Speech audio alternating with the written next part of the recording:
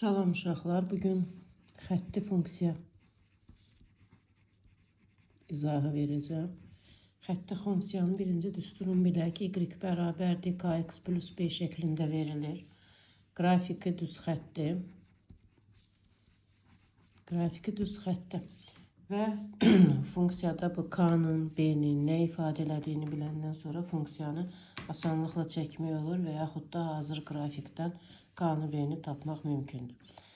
Əvvəlcə bunu deyək ki, deməli bilirik ki, koordinat oxları ilə kəsişmədə hər hansı bir düz xətt absis oxunun üzərindədirsə ordinatı sıfırdır, ordinatın üzərindədirsə absisi sıfırdır. Bunu əvvəlki aşağı siniflərdə keçmişdik.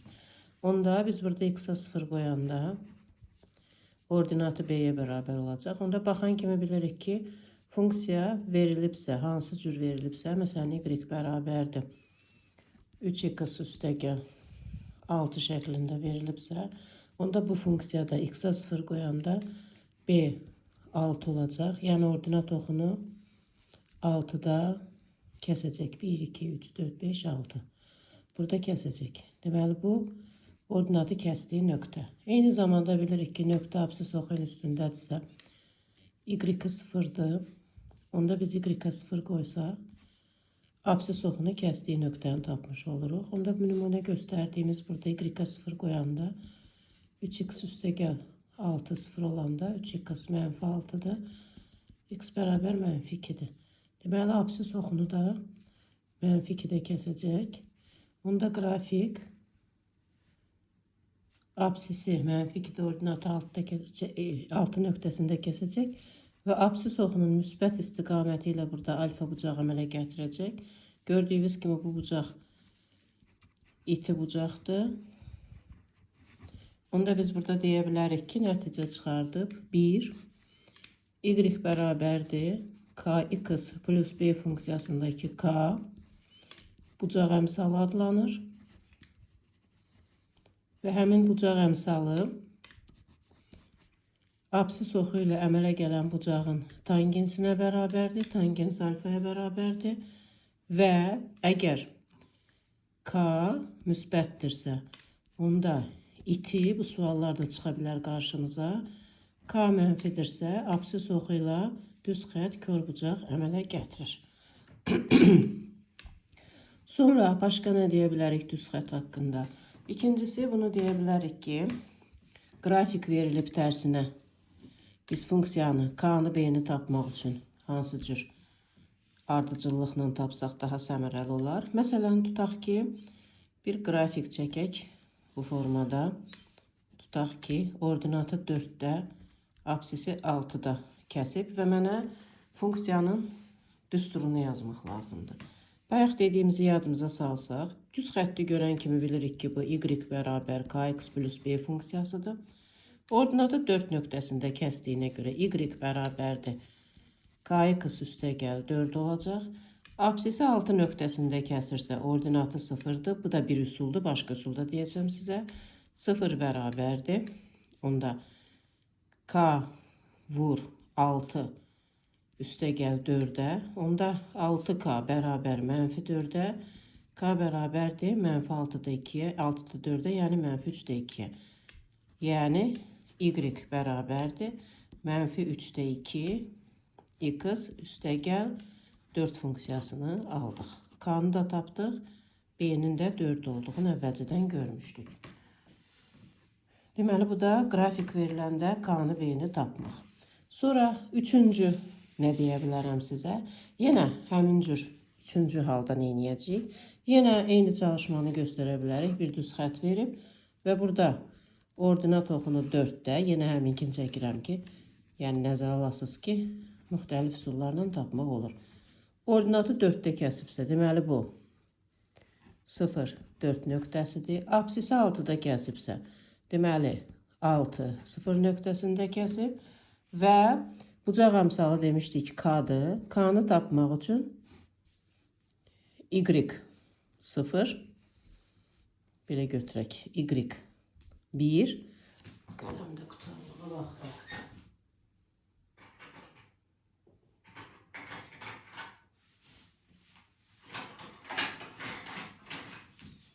Deməli, y1 çıxılsın y2, x1 çıxılsın x2. K-nı bu düsturla da tapa bilərik. Məsələn, nümunəyə görə tapaq onda bu düsturu yadımızda saxlayaq. Bucaq əmsalının nöqtə verildikdə tapmaq qaydası. Nöqtələrimizin biri 0,4-dür, ordinatı 4-dür, absisi 0-dır. Onda y1-in yerinə 4, y2-in yerinə 0 yazacağıq. x1-in yerinə 0, x2-in yerinə 6 yazacağıq. Və buradan da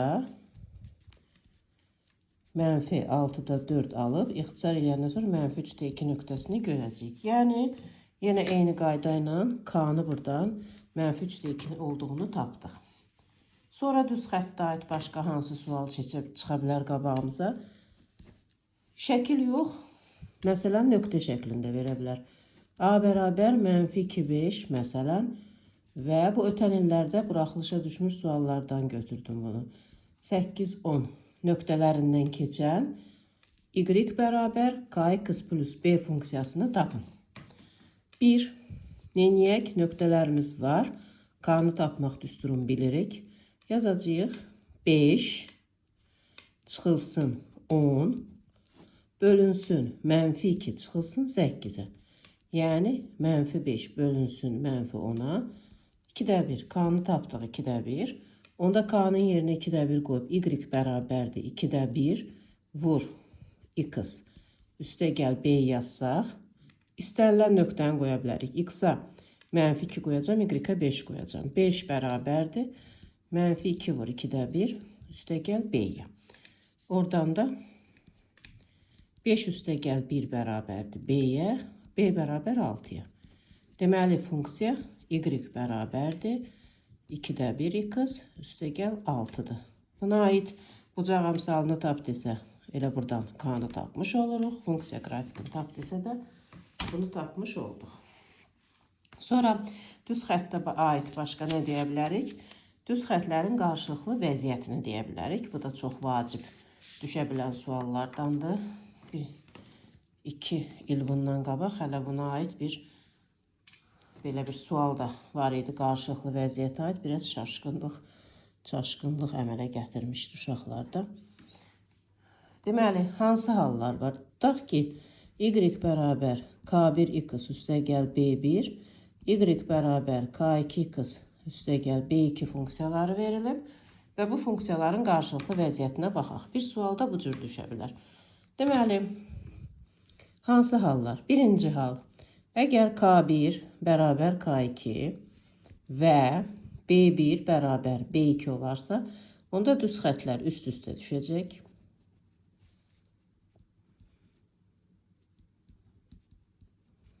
Üstə düşəcək. Sxematik olaraq belə çəkə bilərik. İkincisi də yenə üst-üstə düşəcək. Tamamilə bucaq əmsalları eynidir. Ordinatı eyni nöqtədə kəsir. İkincisi, K1 bərabər K2, B1 B2-dən fərqli olarsa, onda düz xətlər paralel olacaq.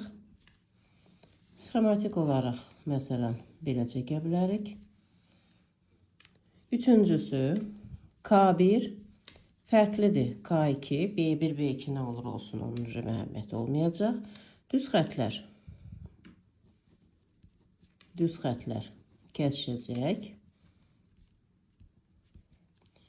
Yəni, tutaq ki, bir nöqtədə kəsişəcək. Bu da hər halda aydındır. Ən axırıncısı, K1 vurulsun, K2 bərabər mənfi 1 olarsa, düz xətlər perpendikulyar olacaq. Uşaqlar, bu sualı tərsindən də verə bilirlər, perpendikulyar olacaq. Yəni, məsələn, sxematik olaraq şəkli belə çəkirəm. Məsələn, belə şəkil çəkirik. Tutaq ki, belə. Burada 90 olduğu görünür. Bu da düz xətlərin kəsişməsinə aid qaydalarımız. Mən istəyirəm burada bu D bəndinə aid olan bir sual göstərim sizə. Topluda da var. Bir neçə dəfə də imtahanda düşüb. Deməli, belə bir şəkil çəkirəm sizə.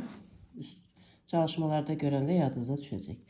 Həmin orada şəkildə düz xətlər kəsişir. Düz xəttin biri absis oxunu mənfi 1-də kəsir. Ordinat oxunu kəsdiyi nöqtəni göstərməyiblər və bura B2 yazırıq. İkinci düz xət kəsişir bundan. Absisi 3-də kəsib, ordinatı -2-də kəsib və şərtdə də yazır ki, düz xətlər perpendikulardır.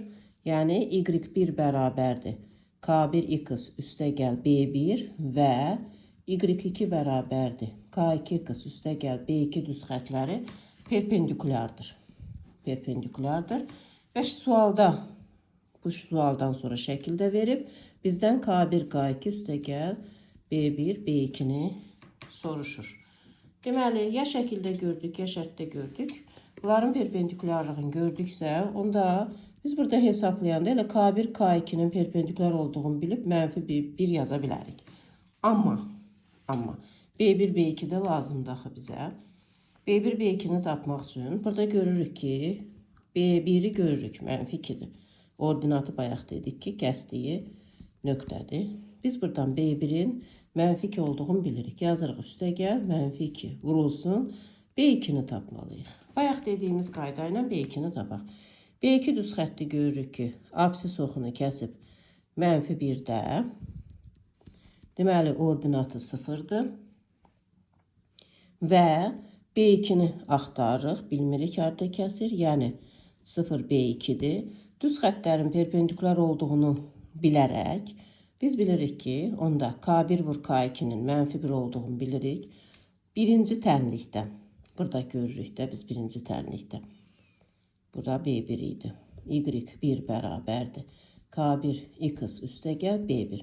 Bu tənlikdən K-nı tapıb gətirib digər tənlikdə yerinə qoyacağıq. Buradan da K-nı necə tapacağıq? K-nı tapmaq üçün yenə bayaq yazdığımız düstura görə K bərabərdir Y1 nöqtəmizi qeyd eləyək. Bura düşür. Deməli 3 0-a. Bu nöqtəmiz düşür. Bu nöqtəmiz 0 -2. Onda biz buradan K1-i tapa bilərik. Taparıq. 0 çıx -2. 3 çıx 0. Buradan K1-i 3-də 2 tapırıq. K1 3-də 2 isə düz xəttlər perpendikular olduğuna görə K2 -2-də 3 olacaq. K2 -2-də 3-dürsə biz oradan B2-ni tapacağıq. Necə tapacağıq? Düsturda qoyacağıq yerinə. Yəni Y2 ikinci tənliyi yazaq. Y2 bərabərdir K2 x üstəgəl B2. K-nı görürük. Yerinə qoyuruq -2-də 3. X-i görürük. -1 üstəgəl B2. Absisi kəsdiyini qoyduğumuza görə Y-ə də 0 yazırıq. Onda B2 bərabər olur -2-də 3-ə.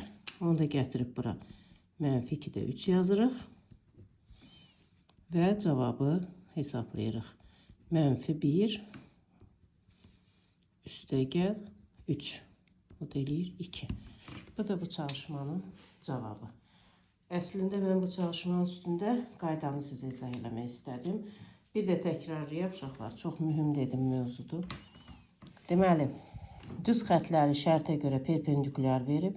Düz xətləri perpendikular verib. Birinin absisini də ordinatı da kəsdiyi nöqtəni verib. Biz həmin absisi ordinatı kəsdiyi nöqtələri bildiyimizə görə K-nı tapmaq düsturuna görə K1-i tapırıq. Birinci funksiyanın K1-ini tapırıq. Və düz xətləri perpendikular verdiyinə görə bilirik ki, K1 vur K2 mütləq -1 olmalıdır. Ona görə K1-in 3-də 2 olduğunu biləndə K2-nin 2-də 3 olduğunu görürük. Oradan ikinci tənlik absisi -1-də kəsibsə, absis oxu -1-də ordinatı 0-dır. Y-in yerinə 0 qoyuruq.